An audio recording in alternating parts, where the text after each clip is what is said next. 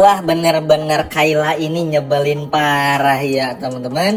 Kok bisa-bisanya gitu loh, Sandra yang sejahat itu memaksa Mutiara supaya mencabut laporannya. Kayla ini nih yang benar-benar dikeselin banget ya dari karakter Kayla ini. Diam-diam ganggu, diam-diam jadi kunti gitu loh. Maksudnya tuh kayak udah deh gitu, ben aja Mutiara gitu loh. Makanya Mimin lebih seneng Mutiara tuh tinggal nggak satu kontrakan sama Kayla tuh biar nggak kayak gini. Karena pasti Kayla tuh baik dan terlalu baik alias agak gampang dibodohin. Jadi pasti ngebela itu yang ngebela saudaranya teman-teman.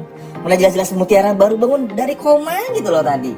Ya walaupun pada akhirnya Mutiara tetap melanjutkan proses hukum ya atas inisiasi dari Bu Sinti dan juga Bu Rianti yang keren banget, seneng banget ini.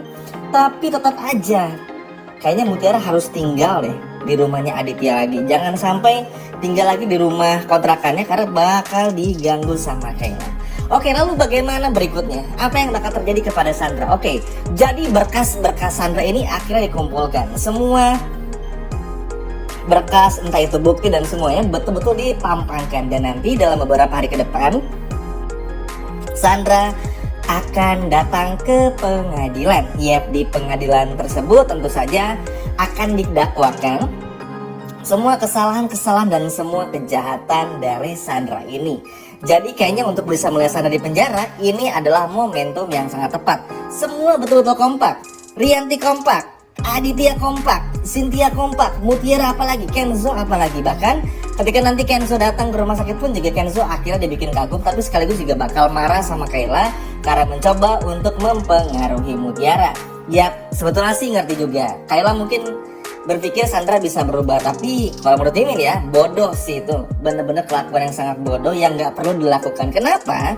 Karena begini, Sandra ini tuh tipikal orang yang kalau jatuh berulang-ulang, sama aja kayak orang kayak maling gitu loh, pasti gatal terus, pengen maling terus. Makanya Sandra ini harus dihukum, karena kalau nggak dihukum, lihat aja, ditangkap polisi aja masih sesombong itu, apalagi nggak ditangkap, bahaya Mutiara. Masalahnya kenapa akhirnya memberatkan? Karena begini, mungkin kalau Pak RT-nya nggak meninggal dunia, mungkin Mutiara pun juga bakal cabut laporannya.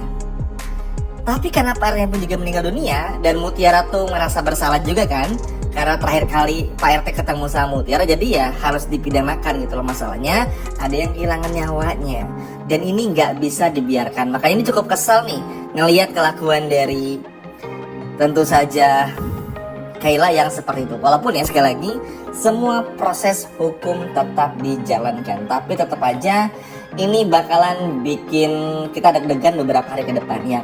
Lalu selanjutnya apa lagi? Ya tentu saja Sandra di sini betul-betul panik, nggak tahu mesti ngapain karena Sandra pasti nggak berkutik. Kenzo tuh berhasil menemukan beberapa bukti di video yang akhirnya memperlihatkan bagaimana Sandra menabrakkan mobilnya kepada Mutiara dan juga Pak RT. Entah Kenzo ngebenerinnya dari mana ya, tapi yang jelas di episode besok bakal terpampang nyata. Dan inilah yang pada akhirnya akan membuat Sandra pun juga semakin berat untuk bisa membela diri. Belum lagi keterangan dari Dina Bisma juga, ini akan memperkeruh suasana bagi Sandra. Jadi ada kemungkinan Sandra mungkin akan didakwa 6-10 tahun penjara teman-teman ya, kalau ngelihat dari hukumannya 6-10 tahun penjara. Tapi entahlah kalau memang nanti ada yang ditambah-tambah atau bagaimana, kita lihat aja. Tapi yang jelas Sandra terancam hukuman sementara sih sejauh ini 6 tahun lah. Seperti apa yang Kenzo katakan di episode sebelumnya. Ya ini sih kalau menurut Mimin sebagai hukuman aja. Walaupun tentu Mimin gak kurang yakini ya Sandra bakal 6 tahun gitu loh. Ya beberapa episode tuh di sana gitu ibaratnya. Tapi minimal harus dihukumnya dulu, masuk aja dulu. Mau nanti tiba-tiba 6 tahun kemudian kayak atau apa, yang terpenting Sandranya harus dihukum. Biar apa? Biar sadar. Jangan tiba-tiba tarik laporannya terus berharap Sandra sadar. Enggak, nggak bisa. Kita nih nggak bisa merubah hati seseorang, hanya Tuhan aja teman-teman. Makanya tadi pasti banyak yang kesel kan ngeliat kelakuannya Kayla kayak gitu. Ngerti ya, masalah. Nggak bisa kita bilang tenang kok dia bakal berubah, nggak bisa. Bahkan ke pasangan kita sekalipun pun nggak akan bisa bilang kayak gitu. Manusia tuh nggak akan pernah bisa merubah manusia lainnya kecuali izin Tuhan. Dan inilah yang pada akhirnya bikin Mutiara pun juga sadar. Kalau Sandra dilepasin sekarang, emang bakal berubah? Mana mungkin, makanya Mutiara nggak mau cabut laporannya. Kurang lebih kayak gitu. Lagian aneh-aneh aja kali ini. Nah, di sisi lainnya, tentu hal ini pun juga bikin Kenzo pun bangga, bikin Rianti pun juga bangga kepada Mutiara. Rianti pun juga memeluk Mutiara, seakan-akan kalau ini tuh menjadi sebuah tanda besar kalau Rianti bakal mengakui semuanya kepada Mutiara. Ya, mau gimana pun juga, Rianti ini tuh sekarang udah tahu siapa Mutiara. Walaupun Rianti masih ngerasa kurang yakin ya, dan masih ingin melakukan tes DNA, tapi ngelihat apa yang terjadi, ini bakalan bikin seru banget. Ya, walaupun tentu kita agak kesel ya, karena Rianti lagi dan lagi meninggalkan jejak untuk bayar orang supaya berbohong di Desa Rawasari. Tapi ya mau gimana teman-teman, rasanya memang Rianti itu belum siap untuk Aditya tahu kalau Mutiara ini adalah anak kandung mereka berdua. Karena tentu aja ketika semua orang tahu Mutiara ini adalah anak kandung Rianti dan juga Aditya, maka Kenzo pasti akan bertanya-tanya. Maka semua orang akan mempertanyakan, lalu Kenzo anaknya siapa? Nah, inilah yang belum siap dihadapi oleh Rianti ini. Makanya Rianti sampai melakukan itu di episode tadi. Tapi tenang, untuk episode selanjutnya Rianti mulai sayang sama Mutiara, mulai perhatian juga, dan gak akan lagi jahat kepada Mutiara. Karena gimana pun Rianti tuh ingin membahaskan semua kebaikan Mutiara. Rianti ingin gimana pun juga caranya tuh betul-betul bisa bikin semuanya tuh kayak terkendali, dan Rianti gak mau dibungkam rasa bersalah lagi gitu loh. Karena kan suka nggak suka mau nggak mau Rianti ini tuh akhirnya dikelilingi rasa bersalah teman-teman. Benar-benar dikelilingi rasa bersalah.